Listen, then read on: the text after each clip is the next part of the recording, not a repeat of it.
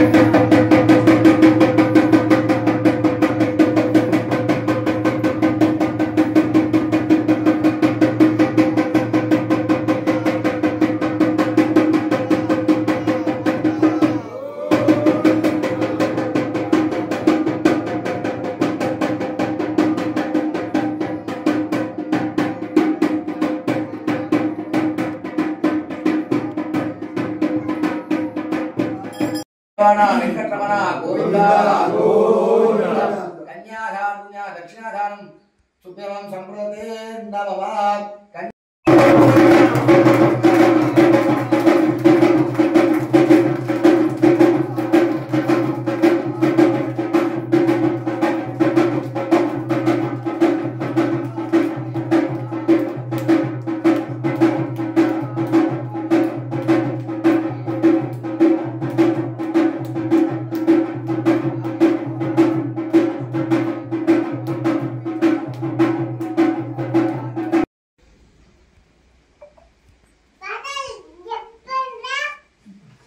मंगलंगोसलेन्द्राय महदेवन आत्मने चक्रवर्धनोजाय सार्वभौमाय मंगलम वेद वेदांत मल्ल ఎక్కడ అక్షరి వేద వేదాంత వేద్యాయ మేఘానిదేవనం సమూన వసివాగుసరే ఏడుకొండలవాడ వెంకటరమణ గోవిందా గోవిందా చలమడ గ్రామనందున స్వయంభుగా వెలిసేటువంటి శ్రీ వెంకటేశ్వర స్వామి అనగా తిరుమల స్వామిగా పిలువబడేటువంటి స్వయంభుగా వెలిసేటువంటి శ్రీ వెంకటేశ్వరుడు తిరుమలాయబండ జాతర స్థానం ప్రసిద్ధి చెంది స్వయంభుగా చాలా ఈరోజు తొలి ఏకాదశి సందర్భంగా ప్రతి సంవత్సరం తొలి ఏకాదశి స్వామివారి కళ్యాణం చేస్తారు. ఎందుకనగా స్వామివారు స్వయంగా ప్రజలకు దర్శనమిచ్చేటువంటి రోజు కనుక ప్రతి సంవత్సరంగా తొలి ఏకాదశి నాడు కళ్యాణం చేసుకుంటూ గ్రామ పెద్దలను అనుసరించి తర్వాత ఆలయ కమిటీ చైర్మన్ సభ్యులందరి ద్వారా ఈ యొక్క కళ్యాణ కార్యక్రమం నెరవేర్చుకుంటున్నాము.